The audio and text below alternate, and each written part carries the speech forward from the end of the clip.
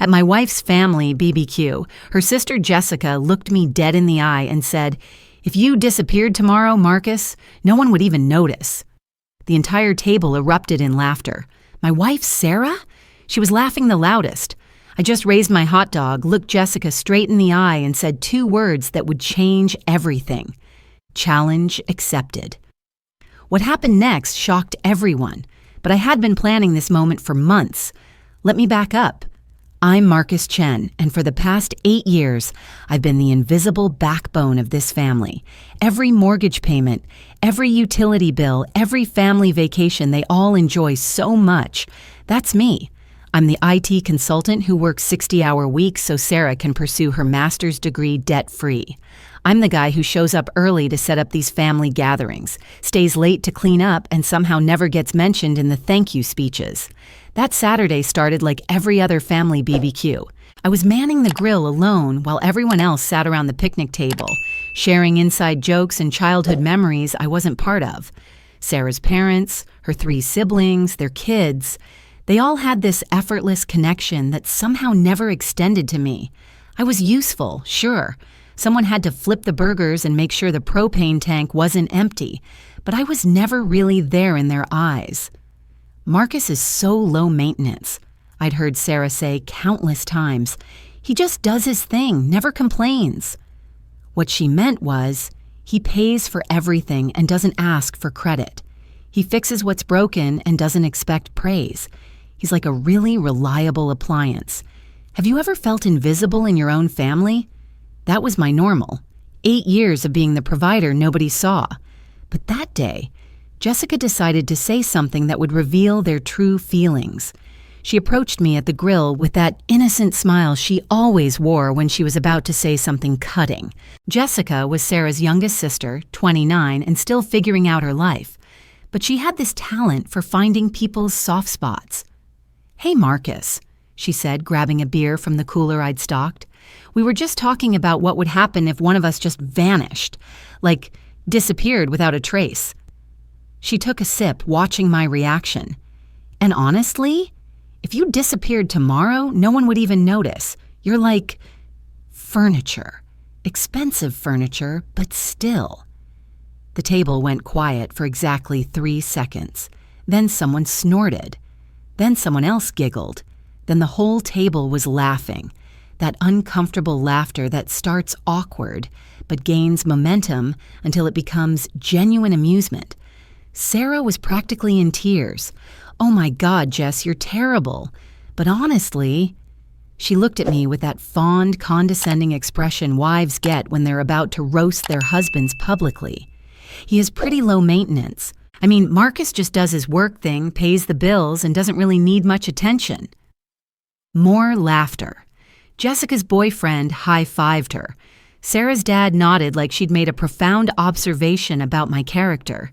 You know that feeling when people you love treat you like you don't matter? It's not anger that hits you first. It's this cold clarity, like suddenly you can see everything exactly as it is, without the warm filter of love and hope. Something clicked in my brain, a cold, calculating decision. I looked around at these people, my wife, her family, the life I'd built and funded, and I realized they were right. I was invisible. The question was, what happens when invisible becomes gone? I set down my grilling tongs, raised my hot dog like I was making a toast, and smiled at Jessica. Challenge accepted. Everyone thought it was good sport. More laughter, someone started a slow clap. Jessica curtsied dramatically. Sarah leaned over and squeezed my arm like I was being such a good sport about her sister's brutal honesty. But I wasn't being a good sport. I was doing math. That night, I started disappearing, and I had been preparing for this moment longer than they realized. Because here's what they didn't know. For the past 6 months, every time I heard Marcus is so low maintenance, or he doesn't really need much attention, I'd been setting up a separate bank account. Call it insurance, call it an escape fund, call it the cost of being taken for granted. They forgot what I gave because they never paid the price. But they were about to learn exactly what invisible really meant. The next morning, I opened my laptop and started running numbers. Joint checking account. I contributed $4,200 monthly. Sarah contributed $800. Mortgage. I paid 100%. Utilities, me. Sarah's student loans, me. Car payments for both vehicles. Guess who? The vacation to Cancun they'd all raved about last Christmas, the one where Jessica had joked about me being too boring to enjoy the nightlife, funded entirely by the invisible man. Over 8 years, I'd contributed roughly $380,000 to our joint life. Sarah had contributed about $65,000, but somehow, in their minds, I was the one who didn't matter. I spent the day working remotely from a coffee shop thinking about Jessica's joke.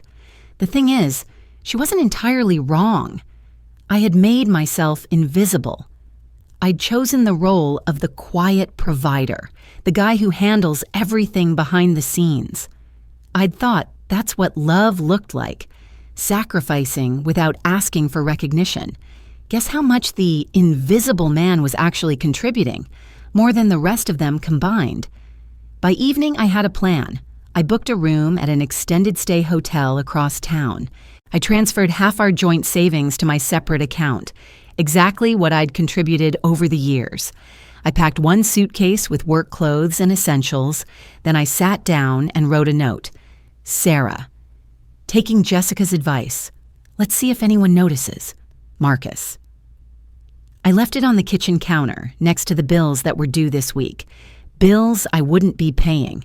I bet you know someone who gives everything and gets nothing. Maybe it's you. Maybe you're watching this and thinking about your own family, your own relationships, wondering what would happen if you just stopped. Stopped contributing, stopped fixing, stopped being the reliable one everyone takes for granted. That night, I stood in my hotel room, looking at myself in the bathroom mirror. The man staring back at me looked different somehow. Not broken, not defeated. Determined. For the first time in 8 years, I was making a decision based on what I wanted, not what everyone else needed. Time to test their theory, day 1 of my disappearing act. They were about to learn what invisible really meant. The first week was surprisingly peaceful. I worked remotely from the hotel, telling my boss I had a family emergency and would be working off-site for a while. Not technically a lie. My family was definitely having an emergency. They just didn't know it yet. Sarah's first text came Tuesday morning. Where are you? Your car's gone. I didn't respond. Wednesday. Marcus, this isn't funny anymore. Where did you go? Still nothing. Thursday. The water bill bounced. What's going on? You're probably thinking this is too extreme, right? That I should have talked to her, explained how I felt, worked things out like adults. But here's the thing. I'd been trying to have that conversation for 8 years. Every time I brought up feeling unappreciated, I got the same response. But honey, we do appreciate you. You're so reliable. Followed by another request to handle something, pay for something, fix something. But I was just getting started. By Friday, the electricity had been shut off. I'd removed my automatic payment authorization the day I left. Sarah called my work phone, panicking. There's been some kind of mistake with the utilities. Can you call them? I watched her text messages pile up from my hotel room, each one more desperate than the last.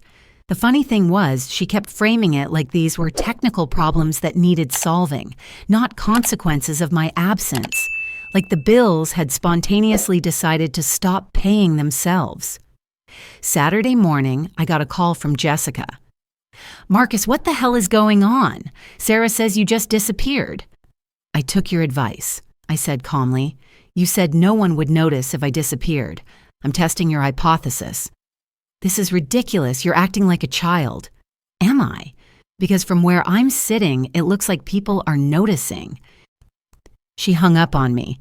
That's when I realized something that changed everything. I'd been planning this for months.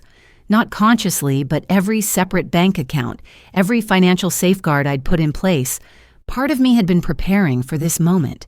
Part of me had known that one day I'd need to prove my worth by demonstrating my absence. That joke shattered something in me, but it also clarified everything. I wasn't disappearing to hurt them. I was disappearing to save myself. Sunday night, Sarah's panic reached a new level. She'd tried to pay for groceries, and her card was declined. She'd attempted to transfer money from our joint account to cover the bounced utilities, only to discover that half the balance was gone. "Marcus, I don't understand what's happening. Please just come home so we can talk about this." But talking wasn't going to fix this.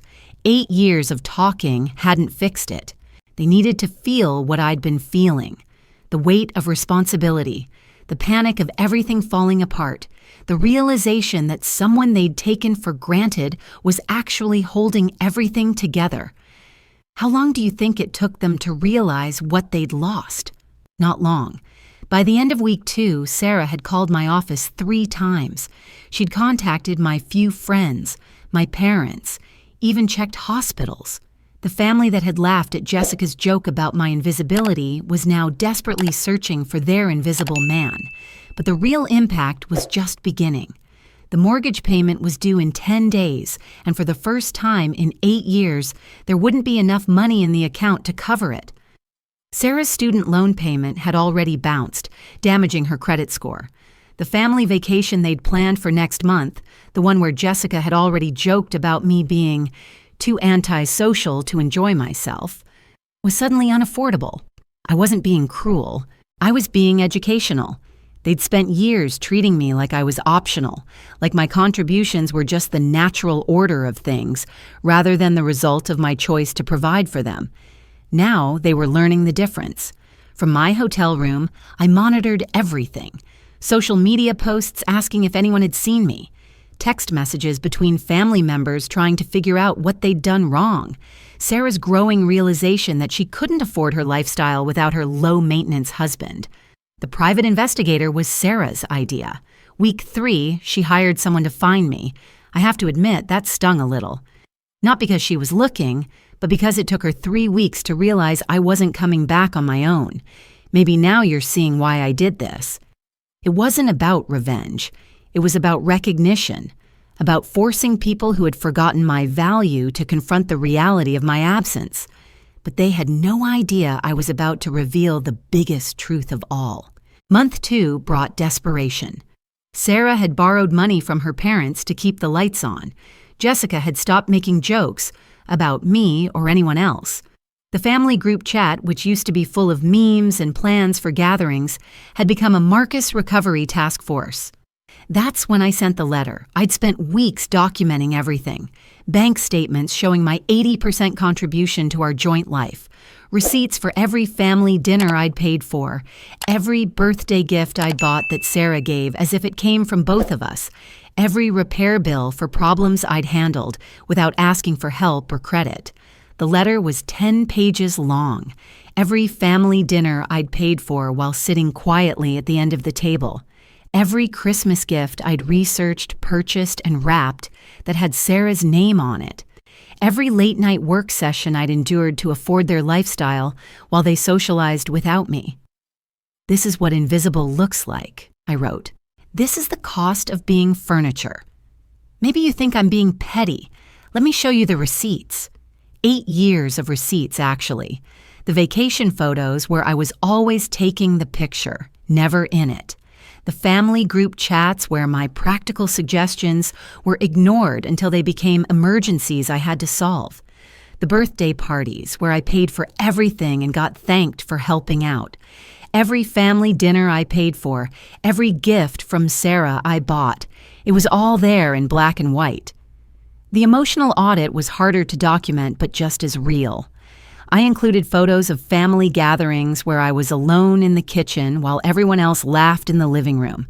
Screenshots of group texts where my absence from fun activities was treated as normal, expected, convenient. Jessica's joke didn't break me. It broke my illusion.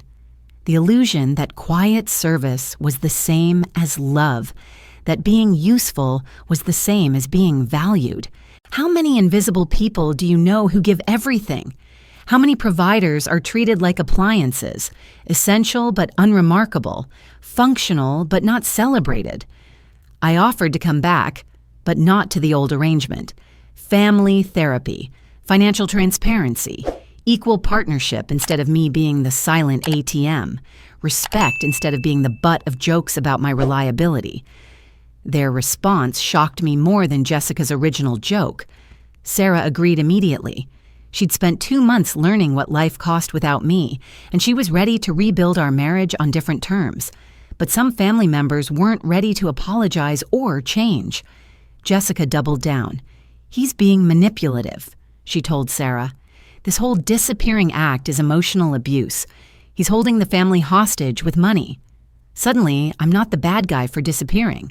I'm the bad guy for having boundaries about how I'm treated when I return. You probably saw this coming before they did." The family split into camps. Those who recognized they'd taken me for granted and wanted to make amends, and those who felt manipulated by my extreme response to being disrespected. Jessica had her own financial problems, I learned later.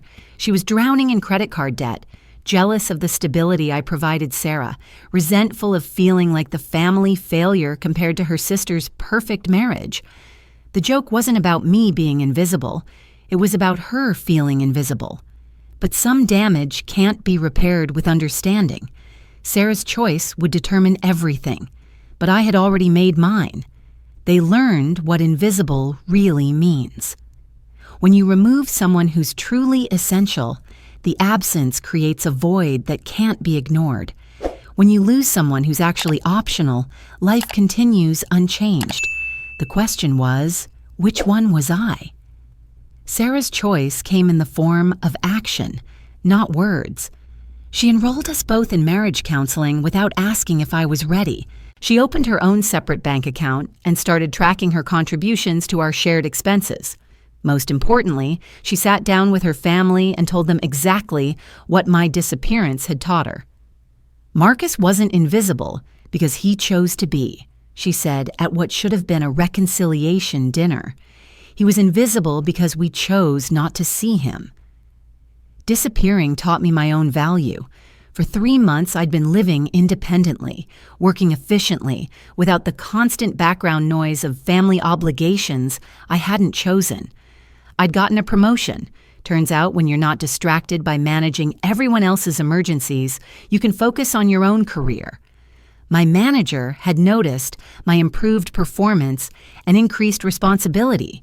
He didn't just prove a point. He found himself. But Jessica wasn't ready to let it go. So what? We're all supposed to worship Marcus now because he threw a tantrum and ran away. He abandoned his wife. He manipulated us with money. And now we're supposed to pretend that was healthy? The family dinner table went quiet. This was the test. Would Sarah defend her manipulative husband? Or would she acknowledge that maybe Jessica had a point about my methods being extreme? Sarah looked at Jessica, then at me, then back at Jessica. "Jess, you told my husband that no one would notice if he disappeared. He proved you wrong. You don't get to be angry that you were wrong." That's when I realized something important. I wasn't the only one who had learned something from my disappearance. Sarah had learned what partnership actually meant. Not just splitting chores or taking turns paying for dinner, but genuinely seeing and valuing each other's contributions. Some family members genuinely apologized and changed their behavior. Sarah's parents started asking about my work, including me in conversations, making sure I wasn't always the one handling logistics for family events. Her brother started splitting restaurant bills instead of assuming I'd cover them. But change wasn't universal. Jessica's resentment had calcified into something harder. She'd spent 3 months being the family villain, the one whose joke had triggered the crisis. Instead of examining why her words had been so cutting, she decided I was oversensitive and manipulative. Our relationship needed to shatter to rebuild properly. The old marriage had been built on unexamined assumptions that I would always provide, always accommodate, always be the steady foundation while Sarah pursued her dreams. The new marriage required conscious choice and mutual respect. We set up new financial agreements, shared expenses split proportionally to income, personal spending money that required no justification, major decisions made together instead of me just handling everything. We established boundaries with extended family. I would attend gatherings, but wouldn't automatically pay for them. I would help with family emergencies, but wouldn't be the default solution to every problem. Now, when I give, it's valued, not expected. When I solve problems, I get thanked instead of having my help treated as inevitable. When I miss a family event, people actually notice my absence instead of just noting that the bills still got paid somehow. But Jessica still had one more surprise for me. The next family BBQ was almost exactly 1 year after the joke that started everything. The dynamics had shifted noticeably. I was sitting at the table instead of standing alone at the grill.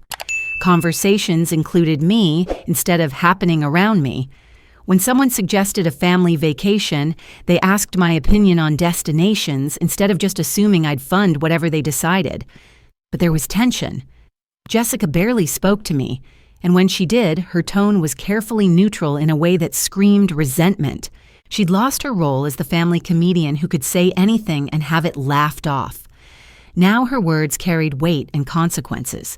You can see how one person's courage changed everything. Sarah's sister-in-law started setting boundaries with her own husband about household contributions. Her brother began sharing more responsibilities with his wife instead of leaving everything to her.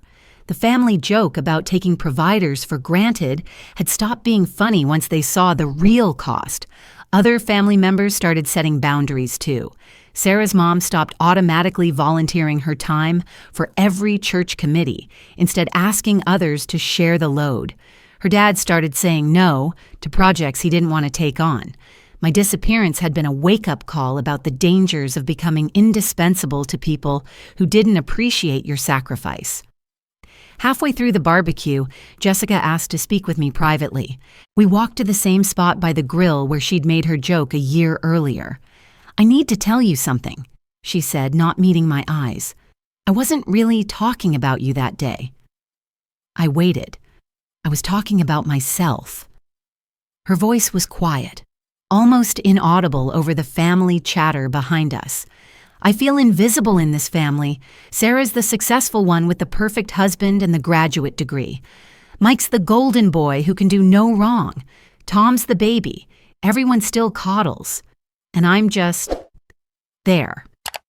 The one who makes jokes because it's the only way I know how to get attention." Jessica's private apology hit differently than I'd expected.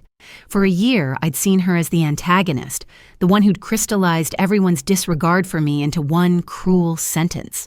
But now I could see what I'd missed. She was projecting her own invisibility feelings onto me. "I was jealous," she continued, "jealous that you had this stable life, this marriage where you could just exist without having to perform all the time. I thought you were boring, but really, I was envious that you didn't have to fight for scraps of attention like I did."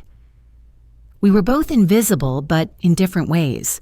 I was invisible because I'd made myself useful to the point of being taken for granted. She was invisible because she'd made herself entertaining to the point where people only saw the performance, never the person.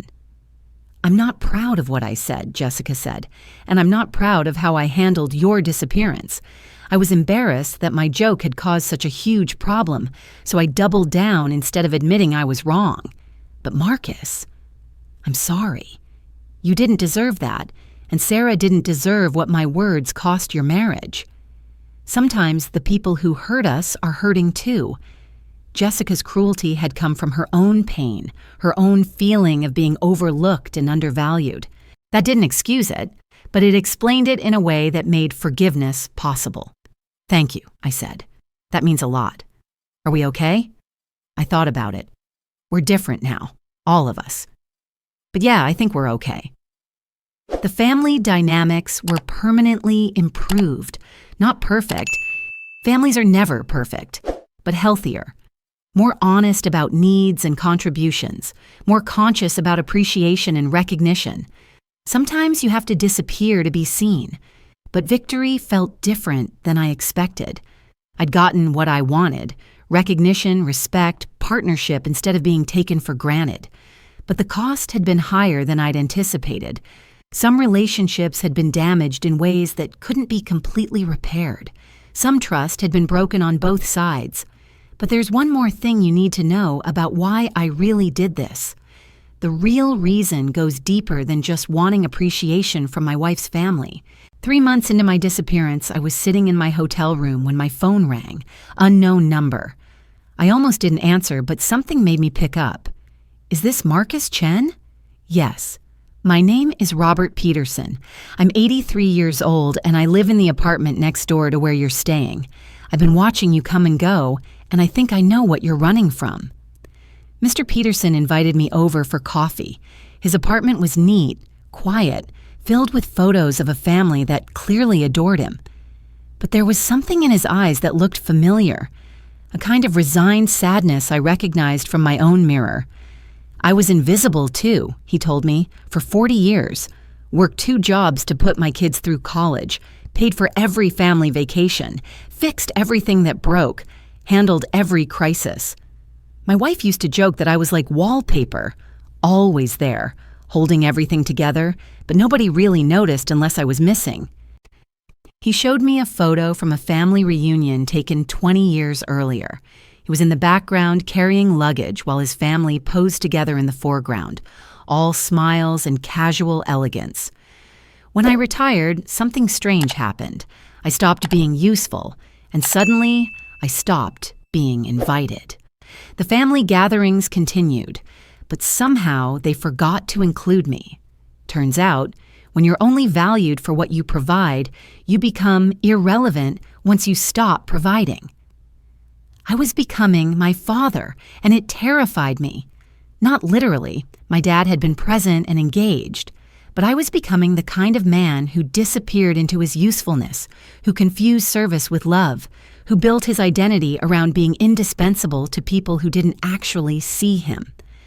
Mr. Peterson had been guiding me through this all along, though I didn't realize it at first. Our conversations over those 3 months had helped me understand that my disappearance wasn't really about Jessica's joke or Sarah's laughter. It was about breaking a pattern I'd seen destroy too many men, the pattern of quiet martyrdom that leads to bitter old age and family relationships built on utility rather than love. For a while, I wondered if I'd gone too far. The separation had hurt Sarah, confused the family, damaged relationships that might never fully recover. Some days I felt like I'd shattered everything beautiful about my marriage and family connections for the sake of proving a point. Have you ever had to hurt people you love to save yourself? It's the loneliest feeling in the world, even when you know it's necessary. But Mr. Peterson helped me see the bigger picture. You're not just fighting for yourself, son. Every man who finds his courage to be seen helps other invisible men realize they don't have to settle for being furniture. I realized I wasn't just fighting for myself. My story had started circulating online. Sarah had posted about my disappearance on social media, and somehow it had resonated with thousands of people. Men sharing their own stories of being taken for granted. Women recognizing patterns in their own relationships. Adult children realizing they'd been treating their provider parents like appliances. Other men were sharing similar stories online, and my experience was inspiring them to set boundaries, demand respect, refuse to be invisible in their own lives. Sometimes the help we need appears in unexpected forms, like an elderly neighbor who'd walked the same path decades earlier. Every man who disappears helps other invisible men be seen. The ripple effects were broader than my marriage or my family. We were starting conversations about appreciation, contribution, and the difference between being useful and being valued. Family members were changing their behavior with their own spouses and families. Sarah's brother started having honest conversations with his wife about household responsibilities. Her sister began recognizing her husband's contributions to their children's activities. The pattern of invisible providers was being examined and changed across multiple relationships. Sometimes the people closest to us hurt us most unconsciously.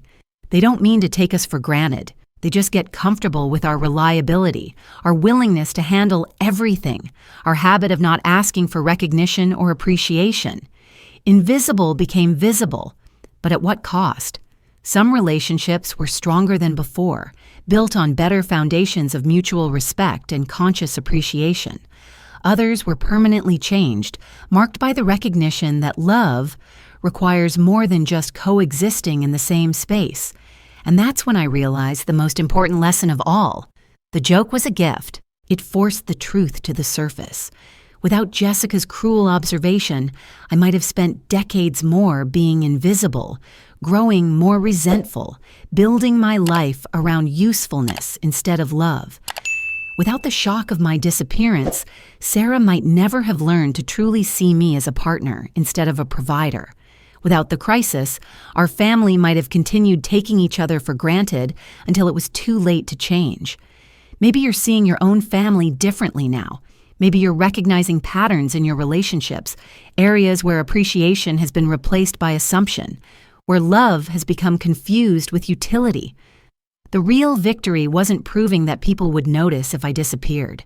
The true success was teaching our family to value each other, not just me, to see contributions clearly, to express gratitude consciously, to build relationships on choice and respect rather than habit and convenience. I chose to break the pattern, not the people. The anger I'd felt at being invisible was real and valid, but staying angry would have just created a different kind of prison. Forgiveness doesn't mean forgetting the lesson. It means using the lesson to build something better. What shattered could be rebuilt stronger. Our marriage after the crisis was more honest, more equal, more conscious than it had ever been before. Sarah saw me clearly now, and I saw her clearly too. Not as someone who owed me appreciation, but as a partner, learning alongside me how to love better. Now I'm seen because I chose to be visible, not just by disappearing when I was taken for granted, but by speaking up about my needs, setting boundaries about my contributions, and refusing to accept invisibility as the price of being loved. But the most important change wasn't in them. It was in me. I stopped making my worth dependent on other people's recognition. I started valuing my own contributions, whether or not anyone thanked me for them. I learned the difference between being selfless and being self-erasing. Family relationships require mutual respect, not just blood. Love requires seeing and being seen, not just coexisting. Partnership means conscious choice to value each other, not just falling into comfortable patterns of taking each other for granted. You have the power to change how people treat you.